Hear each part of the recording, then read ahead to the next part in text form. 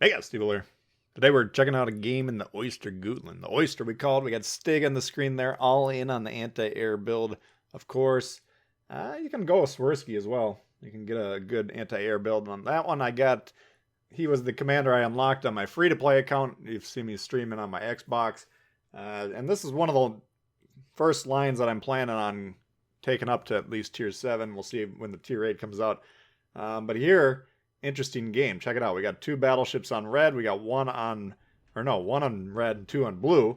I should say 2 destroyers per side, and the rest cruisers. All right, now this is a higher tier game, so we're gonna have a lot of radars as well. But in my opinion, this is kind of the purest form of World of Warships Legends. I think it's how it's designed to play. If you watch the King of the Sea tournaments on PC, those are kind of the competitive players there. They usually set up their games with about 2 destroyers, maybe 1 battleship, and the rest cruisers. And that's kind of where we're finding ourselves here, right? The battleship can punish the cruisers, but it's not just 5 battleships clumping up. It's not 5 battleships launching max range shots at each other, really not doing much. It's not a bunch of destroyers running amok, 5 destroyers causing problems. We're really relying on the pieces to be played as they're intended to be played here. So we're in the destroyer. Now we don't have a carrier in this game, of course, so the anti-air build won't be in play. But we're going to be, number 1, this will be a nice high-scoring destroyer game. Number 2, we're going to see from the destroyer player's perspective what the cruiser threats really look like. All right, now this might be informative for people that really don't play destroyers much. Either you don't like them or, some people just like to play one class, battleship, cruiser, destroyer, whatever it is. But this is why we kind of want to be focusing on supporting these destroyers, right? Note we're pulling into the cap here.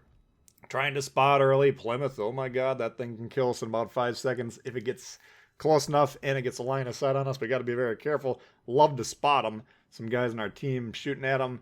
Looks like one of the battleships as well. And whether they blow them up, whether they damage them heavily, or they simply turn them away from the cap, for our immediate concerns, the effect is the same, right? We're trying to get C. That's what we're doing here. We'd love to kill a destroyer or 2 while we're at it. We'd love to spot some ships, maybe have some of our guys kill a destroyer or a cruiser or 2. All these would be nice bonuses, but really the goal here is to get C. So if they're turning the Plymouth away, we call that a win, right? It's a good play. They're covering him. Ooh, we saw a nasty menace here a moment ago. Wichita, and there's a Martel as well. So we got a lot of heavy hitters. Wichita, of course, does have a radar. We need to be very concerned about that. And the Martel, no, but it's got blistering guns, and that thing can kill us as well. So just imagine right now a destroyer pops up here within 5 kilometers, or 5.6 in this case, spots us. Instead of having 3 Backline Betty battleships being the closest support, now we got blistering guns on 3 sets of cruisers. So we got to be very careful. And look at the positioning here. We're going to try and utilize the island cover while attacking the Kagero. All right, now he's currently being displayed by the Twist and Track as the closest ship to us. But I think that was newer edition. So we got to keep an eye on the Twist and Track, make sure. And look at this. We got a Dev Strike right there on the Z-23. And that was to the northwest a little bit, right by that Wichita. So we had both destroyers hanging out over here. We get lucky with the Z-23, just a zoning torp, trying to make that part of the map dangerous for whoever. Of course, actually that wasn't luck at all. That was a perfectly planned shot. No, zoning torps, you have to get lucky with them, basically. We're just trying to affect areas of the map. Look at this, though. Kagero on the ropes. Can we aim? Absolutely not. No chance whatsoever. Can't hit this guy. But luckily the team takes him out there. Now we got a big swing here. We got both scoring pieces off the board, both destroyers, a couple of cruisers behind them. We've lost 2 cruisers as well, but we got the cap we've set out to get, and they're doing a good job on A. Correct play for these guys. Recognize, okay, there's no battleship threat to the south. Push, push, push. They got 4 ships that we know about directly to the north of us, along with the Wichita, who fires the radar. These guys have no check to the progress whatsoever. There's 1 battleship on our team still, but look at him. He's all the way on the far end of the universe, all the way to the west of A. In fact, he's probably got, he might have some shots through the gap currently at some of these ships, but he's going to be remaining on that far end of the cap for the foreseeable future without a shot, really. So the battleship, you want to be inclined as the battleship player to, as the match progresses, get more and more in the center of the map, right? That's going to give you more and more shots, more and more crossfire shots. And that's really when you're going to start racking up damage and start having a big impact. survived the radar, luckily. Okay, and we once again utilized that island right there, the one that the Wichita is about to cross through. There was a battleship and another cruiser, I think the Martel. We kind of pulled to the right, utilizing that cover as much as possible. Sure, we took some shots, a little bit of damage, but nothing catastrophic, right? We recognized the radar was going off and got out of there. Now here, watching this back, this is a major mistake, right? We know that the Wichita's on sea, right? We know that for a fact. Look at the blue circle. In fact, we're not far from the last known position. And more importantly, this giant island to the left. So we always want to be thinking about, can I turn away from wherever I'm at if we get into trouble? It doesn't matter what ship you're in, destroyer, cruiser, battleship. You need an escape route. When you have a giant landmass like this behind you, you're in trouble. And effectively, from a game perspective, a strategy perspective, the Wichita has killed me here, right? It pulled forward, it spotted, it has the sonar, it has the tools. Now it's shooting. Unfortunately for him, his guns weren't ready to go. He was engaging the cruiser to the south. But if he would be more prepared, I'm thinking about me moving into that play. That was a killing play. That was a nice scoring play. So good counter there. Luckily for us, we're once again able to pull forward and utilize this cover. Now we're going to be spamming the living piss out of this radio. Need help. Look at the battleship. Oof, still no shots on the team. No, don't go north. Go towards the middle. But we're permanently sonared here, which is the main problem. The good thing is we can limit who can shoot us, right? The entirety of the enemy team. We got one ship directly to the north, but most of them clumped up. And anytime you've got an opponent who's clumping, easier to defend. Wichita, critical mistake. He's got the goddamn sonar going here. Sails into a Hail Mary torpedo shot, and he going right there.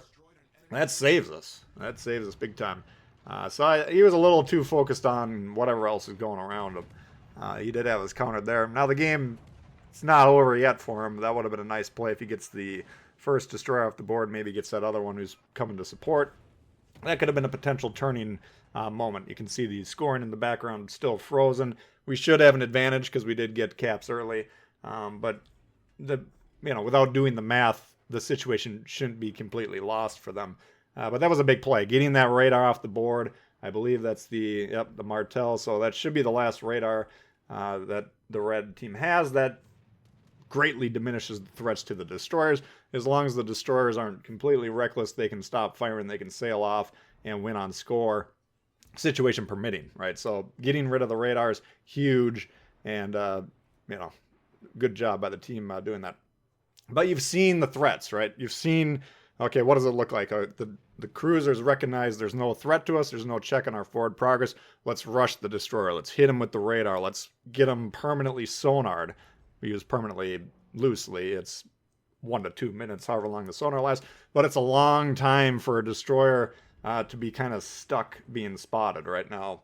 Again, red wasn't spread out enough to capitalize on it, but very nerve-wracking and very dangerous. And usually, as a destroyer player, when you're getting into the consumable ranges like that, your game is over, right? That's just kind of how those consumables are meant to be played. So right now we're attacking the cap. It's being contested, right? So we're shutting off the scoring there. We do have the battleship and his cruiser going into B. So the game is wrapping up at this point in time. We do have a kill shot in the water on the Martel. Everybody was piling on the guns though, so we took a shot or two, see if we can get some extra damage. And now we'd love to get this cap wrapped up. Plymouth, oh god, that's nasty, nasty creature for a destroyer. Luckily never really got into a position to inflict any pain, right? It was mainly the Wichita, Bismarck, a little bit of the Martel. Plymouth, just due to what he was doing, never really had great shots on this position. Widespreads, oh god, that's not going to do anything there. We had no trouble sailing through those. And, just a pretty overall well-played destroyer game, I would say. But a good job by the team, too. And you could see a lot of good support when we were trying to spot these targets.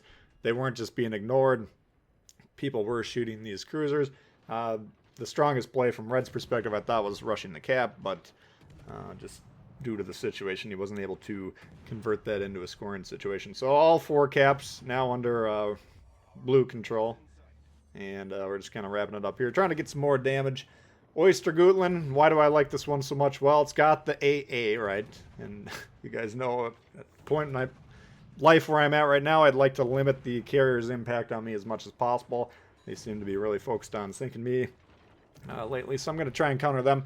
But good, fast-firing guns up and down the line. I think this is probably the slowest reloading in terms of torps, but usually the torpedoes come out very quick on the reload. Good, fast in the water. They don't hit that hard, but a lot of effective tools. So even though, like the French destroyers, we don't have the smoke, we're better equipped to deal with them in these European destroyer packages. So if you like destroyers, but you're a little bit afraid of this line just because you don't have the smoke or whatever, I would say check it out. Okay, once you get good at playing destroyers, it's actually a little bit easier than you would think, just looking at it. So that's a look at the Ostergotland for you guys. Hopefully you did enjoy it. If you did, please hit the thumbs up. New to the channel, hey, consider subscribing. We got lots of World of Warships coming for you all the time. Questions, comments, leave them below. Love to hear from you guys, and we'll see you all later. All right, peace.